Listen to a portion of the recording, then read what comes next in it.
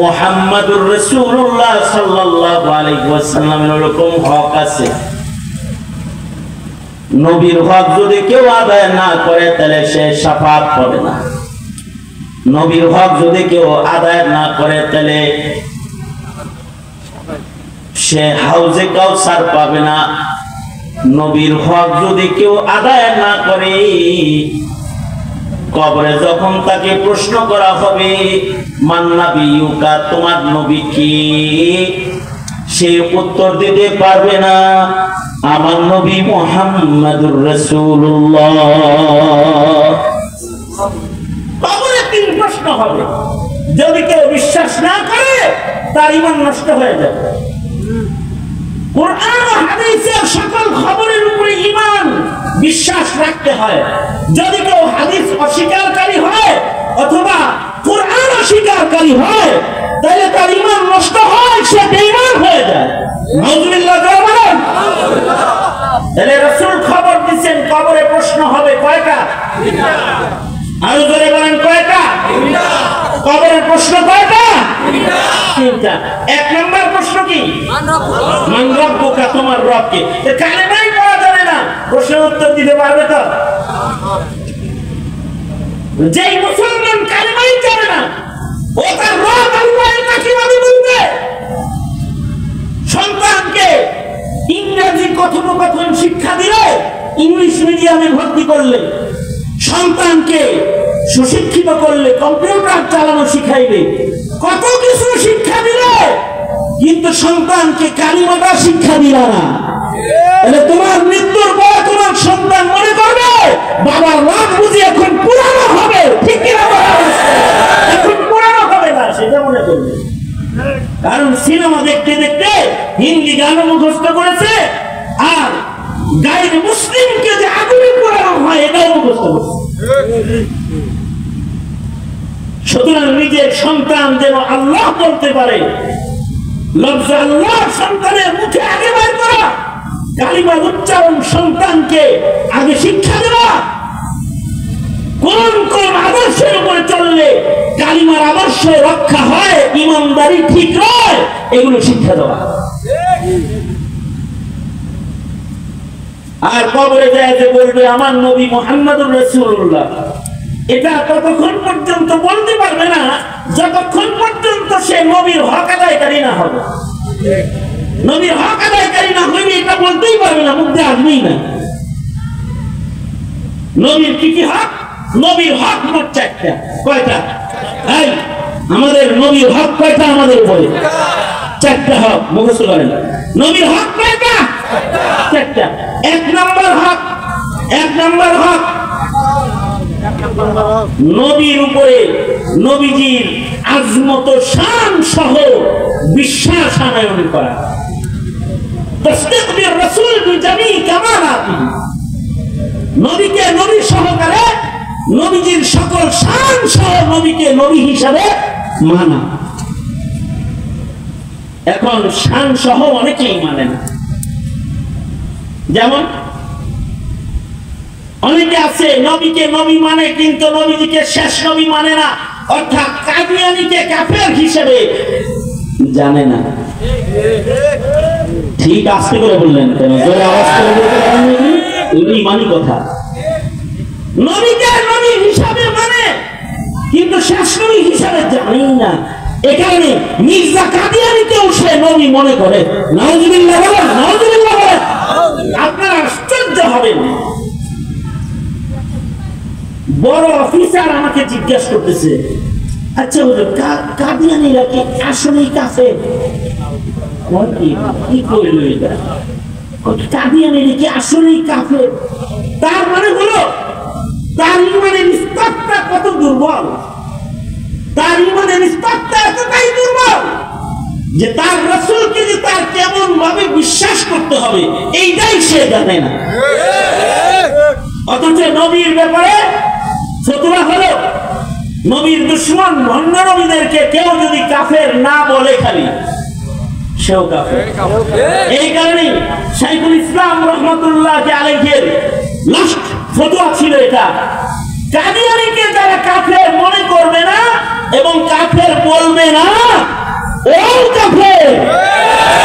শুধু কাদিয়ানীরা কাফের না, কেউ যদি কাদিয়ানী কাফের এটা না বলে সব কাফের, তালিম নাই। তাহলে আমাদের ঈমানটা একবার ঠিক করার জন্য সবাই বলি, আমি বলবো কাফের কাফের, আপনারা বলবেন কাদিয়ানীরা কাফের কাফের কাফের কাফের কাফের। নবীর পরে নবী নাই, সংসদে আইন চাই, নবীর পরে নবী নাই। এইভাবে করে কেউ যদি নবীকে না মানে তাহলে নবীকে মানা তার হবে না, নবীর হক সে আদায় করবে না, নবীর কামাল নবীর মুজিজাগুলোর উপরে ঈমান রাখতে হবে। যেমন নবীজি চাঁদ দ্বিখণ্ডিত করেছেন, কোরআন বলে ওয়ানশাক্কাল কামার, মানতে হবে, চাঁদে যায় দেখা লাগবো না, দেখা ছাড়াই কোরআন যেহেতু বলতেছে মানতে হবে যে চন্দ্র দ্বিখণ্ডিত হয়েছে, বিশ্বাস করতে হবে। কোরআন বলে রাসূলের মিরাজ হয়েছে, হাদিস বলে আল্লাহর রাসূল জান্নাত জাহান্নাম 7 টাকা 7 পার হইয়া জান্নাত জাহান্নাম ভ্রমণ কইরা আল্লাহর আরশে পর্যন্ত যাইয়া আল্লাহর সাথে কথা বলছেন। আল্লাহু আকবার। নবী আল্লাহর আরশে গেছেন, এটার কোনো ব্যাখ্যার দরকার নাই। ব্যাখ্যা ছাড়া ঈমান আনতে হবে। নবীর মিরাজ হয়েছে, সশরীরেই হয়েছে, স্বপ্নে না। মানতে হইব, নবীর কামালকে স্বীকার করতে হবে, মানতে হবে। নবীর মিরাজটা এই উম্মতের জন্য নবীর কামাল। অনেকে মনে করে নবীজিকে মিরাজে নেওয়া হয়েছিল নামাজ দেওয়ার জন্য। অনেকে মনে করে নবীজিকে মিরাজে নেওয়া হয়েছিল কি দেওয়ার জন্য? কথা বলেন, কি দেওয়ার জন্য? নামাজ দেওয়ার জন্য আকাশে নেওয়া লাগবো কেন? নামাজ দুনিয়া দেওয়া যায় না? হ্যাঁ,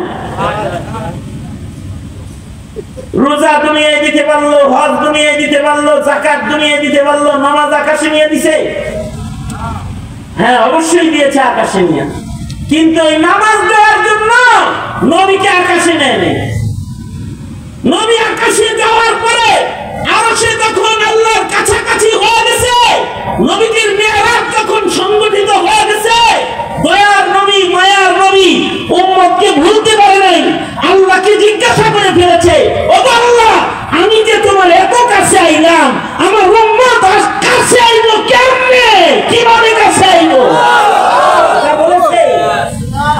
তখন আল্লাহ তাআলা বলে, বন্ধু আপনি কাছে এসেছেন, আপনি আপনার উম্মতকেও আমার কাছে আনতে চান, তাহলে এই যে নেন 50 ওয়াক্ত নামাজ দিয়ে দিলাম, নামাজ পড়বো, সিজদা দিব, আমার কাছে চলে আসবে। রাসূল আয়েশা বলে as-salatu mi'rajul mu'minin, নবীজি মিরাজ থেকে আয়া কয় as-salatu mi'rajul mu'minin। দিছিল কয়েকটা? দিছিল কয়েকটা? 49 দিছিল। মুসা আলাইহিস সালামের কাছে জানাইছে, আর কি নিয়ে আইলেন আকাশ থেকে? উপরতে আল্লাহর কাছ থেকে নামাজ কয়েকটা? 50। জান কমাইলে এত পারবো না। নবীজি ফেরত গেলেন, আল্লাহ তাআলা 5 কমাইয়া দিলেন। মুসা নবী কয় আবার যান, আবার গেলেন, আল্লাহ 5 কমাইয়া দিলেন। এইভাবে 5 কমাইতে কমাইতে 9 বারের মাথায় এখন আছে কত? 5। মুসা আলাইহিস সালাম কয় আমার উম্মত 2 ওয়াক্তই পড়ে নাই, আর আপনার উম্মত 5 ওয়াক্ত পড়ো, যান কমাইলেন। আল্লাহর রাসূল বলেন, এখন যদি আমি যাই, পূর্বের যে কয়বার গেছি কত করে কমাইছে? 5 করে কমাইছে না এক এক সফরে? আবার গেছে 5 কমাই দিছে, আবার গেছে 5 কমাই দিছে, আবার গেছে 5 কমাই দিছে, এখন 5। এখন আল্লাহর রাসূল চিন্তা করেন, এই 5 করে যদি এখন যাই, আর যদি পুরাটাই রেখে দিলাম, এই 5 কমাই দিলাম, আমি নিয়ে যাবোটা কি উম্মতের কাছে? বান্দারে আল্লাহর কাছাকাছি নেওয়ার জন্য নামাজ চাই পাইলাম, আর এখন যদি এইটা কমাইতে যায় ফুল জিরো হয়ে যায়, নিয়ে যাবো কি আল্লাহর কাছে? আল্লাহর কাছ থেকে কি নিয়ে যাবো উম্মতের কাছে? না, আমার শরম লাগে, আমি আর দিতে পারবো না। আমার উম্মতের জন্য আমি দোয়া করব, ওরা নামাজ পড়বে। এই কারণে আল্লাহর রাসূল মৃত্যুর আগে নিজে উম্মতের নামাজ দেখেছেন, আর বারবার নবীজি মরণের আগেও বলেছেন চিৎকার করে, নামাজ নামাজ নামাজ, এই আমার উম্মত নামাজের হিফাজত করো। সর্বপ্রথম কিন্তু নামাজের হিসাব হবে, জিজ্ঞাসাবাদ করা। কিন্তু আল্লাহর রাসূলকে মেরাজ করানো হয়েছিল নামাজ দেওয়ার জন্য না। মেরাজটা হলো নবীজির ইলমি মুজিজা, অর্থাৎ উম্মতের ভিতরে ইলমের চর্চা বেশি। এক এক উম্মতের ভিতরে এক এক জিনিসের চর্চা বেশি ছিল। কোন উম্মতের ভিতরে জাদুর চর্চা বেশি ছিল, ওই উম্মতকে ঠান্ডা করার লেগে লাঠি নিছে, লাঠি ছেড়ে দিলে সাপ হয়ে যায়। কোন উম্মতের ভিতরে চিকিৎসা বিজ্ঞান গালেব ছিল, তো আল্লাহ তাআলা ঈসা নবীকে ওই উম্মতের জন্য পাঠায়া চিকিৎসা করে দিয়েছে। তোরা তো রোগীর চিকিৎসা করো, এমন নবী দিলাম এটা মরার চিকিৎসা করে। হ্যাঁ স্যার, তোরা করস রোগীর চিকিৎসা, আর আমি যেই নবী পাঠাইলাম এই নবী চিকিৎসা করে, জীবিত চিকিৎসা না, মরার চিকিৎসা। মইরা গেলে যায় কয় ও আল্লাহর হুকুমে, তো মরা উঠা কয় আসসালামু আলাইকুম। শুধু শব্দ মরা উঠা কথা কয় তা না, আগের মরা কবরে ঘুমায় রয়েছে সেটাও যায় যদি কয় তুমি বিইজনিল্লাহ ইয়া ফুলান মান ফিল কবর, এই যারা কবরে আছো, এই গুরুস্থানে যে আছো তাদের থেকে এই কবরওয়ালা, হ্যাঁ দা তুমি কে? দাঁড়াও, আল্লাহর হুকুমে দাঁড়া যাও। তুমি বিইজনিল্লাহ মাইয়িত মাটি ফাইতে উঠা দাঁড়ায় সালাম দিত, আসসালামু আলাইকুম ইয়া ঈসা রূহুল্লাহ। আল্লাহু আকবার, আর আস্তে করে আল্লাহু আকবার। কিন্তু এই উম্মতের ভিতরে বিজ্ঞান বেশি, শিক্ষা বেশি। এই উম্মতের ভিতরে দেখেন না, এই উম্মতের শিক্ষার পরিবর্তন বছরে বছরে পরিবর্তন হয়, বছরে বছরে পরিবর্তন হয়। আজ থেকে 30 বছর আগে যা দেখি নাই এখন তা দেখবার লাগছে, আগামী 30 বছরে যে কি দেখুন লাগবো আল্লাহ জানে ভালো। আগে পাহারাদার লাগায় রাখতে হইতো, আর এখন ক্যামেরা একটা বসায় থুয়ে দেয়, চুরাই ক্যামেরা ছোট্ট একটা বসায় রেখে দিছে, বা সব দেখতেছে দূরে কে আমার গাতে গিয়ে কাম করতেছে, রেকর্ডিং করতেছে। তাও এটা নিজের মেমোরিতে নিয়ে নিতেছে সব। এইরকম বিজ্ঞান আর শিক্ষার উন্নতির যুগ, যখন মানুষ জমিনে থাকবার চায় না, আসমান মুখী এখন মাটিতে বাড়ি তো অনেকেই করে, আমি বাড়ি করুন চাঁদে, চাঁদে বাড়ি করার ধান্দা। আর শিক্ষার যুগ যখন, মঙ্গলে প্লট বিক্রি করার ধান্দা করার যুগ যখন, উম্মত তখন কইব আর 1000 বছর আগের নবীর ইলম আর কি ছিল দেখছস, আমরা মঙ্গলে প্লট বেশি আর চাঁদে বাড়ি বেশি। আল্লাহ তাআলা কিয়ামত পর্যন্ত শিক্ষিতদের পয়গম্বর, পৃথিবীর সর্বশ্রেষ্ঠ শিক্ষাবিদ মুহাম্মদুর রাসূলুল্লাহ সাল্লাল্লাহু আলাইহি ওয়াসাল্লামকে বানাইবার জন্য আল্লাহ তাআলা মানুষের গৌরবকে বাইরে তার রাসূলকে নিয়ে গেলেন। প্রথম আকাশ নয়, সপ্তাকাশ পার করলেন, সপ্তাকাশ নয় আরশে আজিম পর্যন্ত নিলেন, সব দেখাইলেন। কিয়ামত পর্যন্ত তোমরা যারা শনি আর মঙ্গল আর চাঁদে যাবো, তাদের যেন রাসূল বিশ্বাস করতে কষ্ট না হয়। এই কারণে নবীজিকে আল্লাহ তাআলা এত উপর পর্যন্ত দিয়েছে, এটা নবীর শান। এবার কেউ যদি বিজ্ঞান করে কয় কেমনে উড়ে যে গেল রে, বুঝে আসে না, তাহলে তার ঈমান শেষ। তার মানে হলো আল্লাহর রাসূলকে মানতে হবে, আল্লাহর রাসূলের সব মুজিজা সহকারে। তাসদীক বির রাসূল বিজামি কামালাতিহি, আল্লাহর নবীকে পরিপূর্ণ সকল কামাল সহ নবীজির সকল শান, নবীজির শান মাকাম সহ নবীজিকে মানতে হবে। নবীজি ময়দানে মাহশারে কাউসার ওয়ালা পয়গম্বর, এটা মানতে হবে। কেউ যদি বলে কিসের কাউসার, তাহলে তার ঈমান নাই। এই কথা বলেন, কেউ যদি বলে কিসের কাউসার, কিসের কাউসার, এটা যদি কয় তাহলে তার কি নাই? ইন্না আ'তাইনাকাল কাউসার, নবীজি মাকামে মাহমুদ ওয়ালা নবী। কেউ যদি বলে কিসের মাকামে মাহমুদ, মাকামে মাহমুদ আবার কি? যদি এটা কেউ বলে তাহলে তার ঈমান নাই। ফাতাহাজ্জাত বিহি নাফিলাতাল লাকা আসা আন ইয়াবআসাকা রাব্বুকা মাকামান মাহমুদা। রাসূল বলেন আনা আউয়ালুশ শাফিঈন, যদি কেউ বলে শাফাআত কি, তাহলে তার ঈমান নাই। ঠিক কিনা? জোরে আওয়াজ করে বলেন। এভাবে রাসূলকে মানতে হয়। কোন মুসলিম সন্তান যদি এই বিশ্বাসগুলো ওয়াজে বৈশা তাবলীগে যায়, হক্কানি পীর মাশায়েখের দরবারে যায় যদি না শিখে, জীবনেও সহি হবে না। ওই আসাদ নূরের দলে যোগ দিবে। এক কথা আওয়াজ করে বলেন ঠিক না? ঠিক না? আনন্দের আওয়াজ করে বলেন ঠিক না? ঠিক না? বলেন। নাস্তিক পাড়ার সদস্যের খাতায় তার নাম, যে রাসূলকে চিনে না তার নাম নাস্তিকের পাড়ায় চলে যাবে। তাহলে নবীর এক নম্বর হক হলো নবীর শান মতো নবীজিকে মানতে হবে। দুই নম্বর হক হলো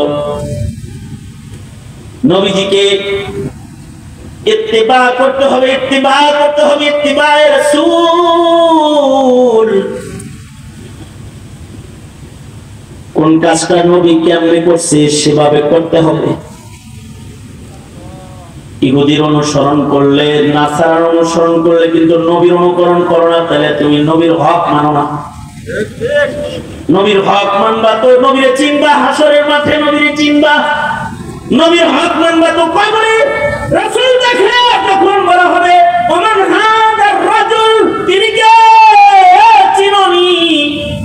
যদি তুমি নবীর অনুকরণকারী হও, তুমি যদি সুন্নতের মহব্বতকারী হও, তুমি যদি নবীর অনুসরণকারী হও, দেখার সাথে সাথে তুমি বলবে এটা আমার নবী মুহাম্মদুর রাসূলুল্লাহ সাল্লাল্লাহু আলাইহি ওয়াসাল্লাম। এটা তোমার মুখে উচ্চারিত হবে। নবীজির তিন নম্বর হক নবীকে ভালোবাসা। নবীকে কি বাসা? ভালোবাসা। নবীর ভালোবাসাটা কিরকম হইতে হইব? নবীর ভালোবাসাটা হইতে হইব জানের চেয়ে বেশি। নবীর ভালোবাসা হইতে হইব সন্তানের চেয়ে বেশি। নবীর ভালোবাসা হইতে হইব পিতামাতার চেয়ে বেশি। দলরে ভালোবাসো কিন্তু নবীরে ভালোবাসো না, তুমি কেমন মুসলমান? ছেলে মেয়েরে ভালোবাসো, তাই ছেলে মেয়ের ভরণ পোষণ করো, তাদের দেখভাল করো, কিন্তু নবীরে ভালোবাসো, নবীর দেখভাল তো তুমি করো না, তুমি কেমন মুসলমান? তোমার নবীর খাতমে নবুয়ত যখন টানাটানির শিকার হয় তখন তুমি তোমার রাসূলকে দেখো না। তোমার নবীর উপরে নাস্তিক মুরতাদের আক্রমণ হয় তখন তোমার ব্যথা লাগে না। তোমার ছেলে কেউ ধমক দিলে পরে তোমার ব্যথা লেগে যায়, আর আল্লাহর রাসূলকে যখন ব্যঙ্গ করে তোমার তখন ব্যথা লাগে না। তোমার দলের নেতাকে কেউ তিরস্কার করলে তোমার গাত্রদাহ শুরু হয়ে যায়, কিন্তু তোমার রাসূলকে যে সন্ত্রাসী মুহাম্মদ বলে গালি দিল তখন তোমার একটু নড়াচড়া তোমার আসলো না। কেন আসলো না? জবাব দিতে হবে। কেন আসলো না? জবাব দিতে হবে। মহিলা কবরে যখন জিগাইবে তোমার নবীকে, তখন বুঝাবে নবীরে ভালোবাসা খালি মোল্লার কাম নয়। নবীকে নারীরও ভালোবাসতে হয়, নবীকে পুরুষদেরও ভালোবাসতে হয়, বুড়ারও ভালোবাসতে হয়, বালকেরও ভালোবাসতে হয়, যুবকেরও ভালোবাসতে হয়। এ কারণে রাসূলের জন্য মায়া মদিনার বাচ্চাগুলোরও ছিল, বুড়াগুলার খালি ছিল না, বাচ্চাদেরও ছিল। বাচ্চারাও নবীরে ভালোবাসতো, আর তুমি বুড়া হয়ে নবীরে ভালোবাসো না। কোলের শিশু নবীকে ভালোবাসতো।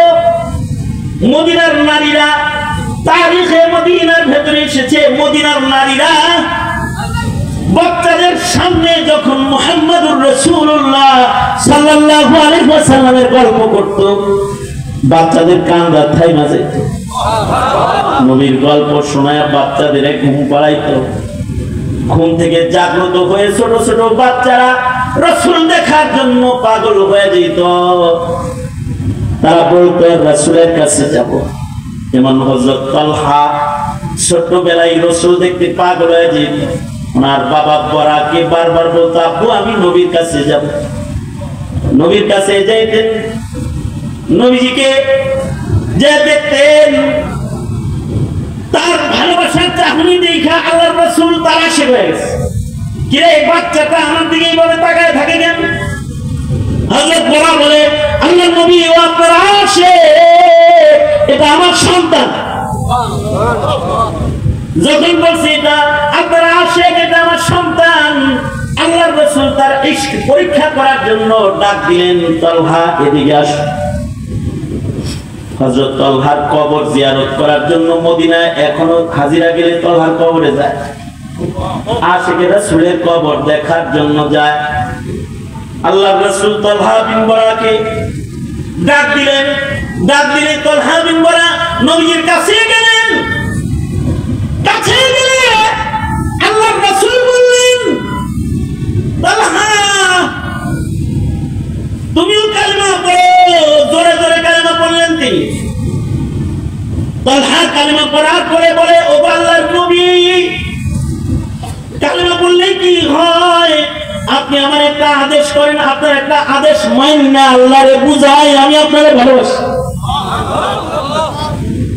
বাচ্চা যেমন বুঝা শূন্য নবীর আদেশ মানতে চায়, তো নবীও বাচ্চাটারে পরীক্ষা করবার চায়। রাসূল বাচ্চাটাকে বললেন, তাহলে যাও তোমার বাবার গর্দান কেটে লয়ে আসো। হযরত তালহা আরবের লোকেরা কবরে ছুরি রাখতো। হযরত তালহা খঞ্জর বাইর করে বাপের দিকে দৌড় দিছে।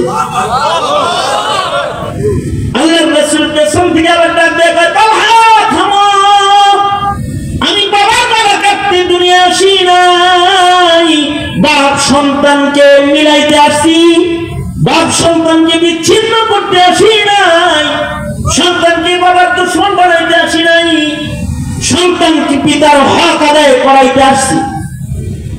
আমি পরীক্ষা করলাম তুমি আমারে বেশি ভালোবাসো না তোমার বাবারে বেশি ভালোবাসো। আল্লাহ আমি বুঝছি তুই আমারে বেশি ভালোবাসো বাবার চেয়ে, তুই কামেল মুমিন। এটা বাচ্চা রাসূলকে ভালোবাসে কত। এই তালহা বিন বরা ছোটবেলায় মারা গেছে, জ্বর আসছে, জ্বরে ওনার মৃত্যু যন্ত্রণা শুরু হয়েছে। আল্লাহর রাসূল দেখতে গেছে, নবীজি রুগ্ন তালহাকে দেখা বুঝে ফেলছেন, এই তালহা বাঁচবে না। আল্লাহর রাসূল হযরত বরাকে বললেন, বরা আমার তালহা যদি মারা যায় তাহলে আমারে খবর দিবা, আমি জানাজা পড়াবো, আমি দাফন করব, আমি তাকে দাফন করব। নবীজি চলে গেলেন ওসিয়ত কইরা।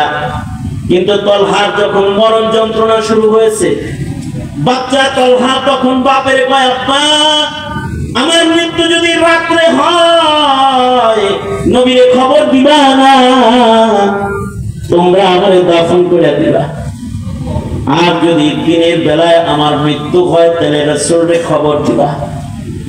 কেন রে বাবা? রাত্রি মরলে রাসূল খবর দিবা এই জন্য, আমার মরণ খবর শুনলে নবী ঘরে থাকতে পারবে না, পাগলের মতো ছুটে আসবে। রাতের আধারে মদিনার মুনাফিকরা আমার নবীর যদি একটা তীর মারে, আমি আল্লাহর চেহারা দেখাবো কেমনে? রাত্রে মারা গেলে নবীর খবর দিবা না, দিনে মারা গেলে খবর দিবা। সত্য সত্যি উনি সাথে সাথে ইন্তেকাল করলেন। হযরত বরার রাতের বেলায় একা একা সন্তানকে জানাজা করে দাফন করলেন। নবী খবর পেয়ে খুব রাগ করলেন, কেন রে বরা আমারে খবর দিলা না, আমি আমার আশিকের জানাজাটা পড়াইতে পারলাম না। হযরত বরা বলে, রাসূল গো, তালহার ওসিয়ত ছিল রাত্রে মারা গেলে যেন আপনাকে খবর না দেই, কারণ আপনি খবর শুনলে দৌড় দিবেন আধারে। আধার রাতে যদি মদিনার দুশমনরা আপনাকে আক্রমণ করে, তালহা নিজের জানাজা ছাড়তে চায় কিন্তু রাসূলকে আঘাত করতে চায় না। নবী কষ্ট করুক এটা চায় না। তা বাচ্চার ভিতরে নবীর ভালোবাসা, তুমি আমি বুড়া ফুরফুরা, হায়াত শেষ হয়ে গেছে পুরা, কবর পথের যাত্রী, এখনো নবীর মোহাব্বত নাই। কিভাবে প্রশ্নের উত্তর দিবে কবরে? না, নবী চিনতে হলে নবীকে ভালোবাসতে হবে। নবীর হক, নবীর 4 নম্বর হক হলো নবীর নামে দরুদ পড়া। এখনকার উম্মতরা দরুদ খালি জিলাপি আর মিষ্টি রসগোল্লা হইলে পড়ে, তাছাড়া পড়ে না, নরসরে না। দরুদ সব সময় পড়া। যখন নবীর নাম শুনবে তখন নাম শোনার সাথে সাথে দরুদ পড়বে। যে নবীর নাম শোনার পরে দরুদ পড়ে না, সে নবীর হক আদায়কারী না। তার জন্য জিবরাইলের বদদুয়া নবীর আমিন। দরুদ পড়বে কি? দরুদ পারেই না। রাগ করার কিছু নেই। শ্রমিকদেরকে যদি আজকে তারপরে পরীক্ষা নেন কয়জন পাস করবে আমি জানি না, যে বিশুদ্ধ কায়দায় দরুদে ইব্রাহিমটা করবে, যেটা প্রতি নামাজে নামাজে বৈঠকে বৈঠকে লাগে, শেষ বৈঠকে যদি পড়তে বলা হয় তো দরুদে ইব্রাহিম পড়তে যায় যে কি পরীক্ষাটা দিব আল্লাহ তাআলা ভালো জানে। কারণ হলো 4 জন নবীর নাম বলতে বললে পারে না, সূরা ফাতিহা বলতে বললে পারে না, কুল হুয়াল্লাহ সূরা বলতে বললে পারে না। এখন অনলাইন জমানা, মাঝে মধ্যে সাংবাদিকরা হঠাৎ ধরে কয় কালেমা কর, কয় কালেমা তো পারি না সবগুলা, কখন পারেন সেটা পারে, কখনো রওনা একটা পারে, এছাড়া আর কিছু পারে না। যদি কয় কালেমা কয়টা, কেউ কয় 3টা, কেউ কয় 4টা, কেউ কয় 2টা, কেউ কয় শাহাদাত, কেউ কয় তাইয়্যিবা, কেউ কয় তামজিদ, এক একজন এক এক দিক দিয়ে পেছপুছ লাগায় কয়। যাদের এই রকম হালত, এরা আবার দরুদ ইব্রাহিম পড়বে কিভাবে? আর যদি পরীক্ষাটা হয় দোয়ায় কুনুতে, দোয়ায় কুনুত যদি পড়তে বলে যে বেতের নামাজ যেহেতু পড়েন তো দোয়ায় কুনুতটা পড়েন, দোয়ায় কুনুত। তাইলে তো মাশাআল্লাহ মজলিস ছাইরা দৌড় দেওয়ার সম্ভাবনা থাকে অনেকে। আমি শরম লজ্জা দেওয়ার জন্য বলতেছি না, নিজে নিজেকে গালি দিতে পারবেন, ধিক্কার দিতে পারবেন যে মুসলিম হিসেবে এতটুকুন কেন শিখলাম না। এইটুকুন শিখার জন্য কমস কম কিছু দাওয়াত ও তাবলীগের মেহনত, চিল্লা 3 চিল্লা 1 চিল্লা 10 দিন 3 দিন সময় লাগায়ও কি এগুলো ঠিক করেন যায় না? যুবকেরা, শ্রমিকেরা করা যায় না? এগুলো ঠিক করার প্রস্তুতি রাখবো তো ইনশাআল্লাহ। এই ঈমানগুলো শিখতে হয়, কবরের ঈমান শিখতে হয়, কোরআনের হক হুকুক কি শিখতে হয়, নবীর হাদিসের হক কি কি শিখতে হয়। আল্লাহ তাআলা আমাদেরকে দ্বীনি শিক্ষার মাধ্যমে দ্বীন হেফাজতের যোগ্যতা দান করুন। দ্বীন না শিখতে শিখতে মূর্খতার জ্বর শিকড় যে গভীরে চলে যাইতেছে, এটা ভালো না। একটা সমাজ আসবে সামনে যে এখনই আজানে খামাত পারে না, একটা সমাজ আসবে ধর্ম কি জিনিস বলতেই পারবে না, বলতেই পারবে না। আল্লাহ তাআলা আমাদেরকে এই ক্ষতির থেকে বাঁচাক। মালের ক্ষতি বড় ক্ষতি না, ইমানের ক্ষতি বড় ক্ষতি, দলের ক্ষতি বড় ক্ষতি না, ধর্মের ক্ষতি বড় ক্ষতি। যারা রাজনীতি করো শোনো, দলের ক্ষতি বড় ক্ষতি না, ধর্মের ক্ষতি বড় ক্ষতি।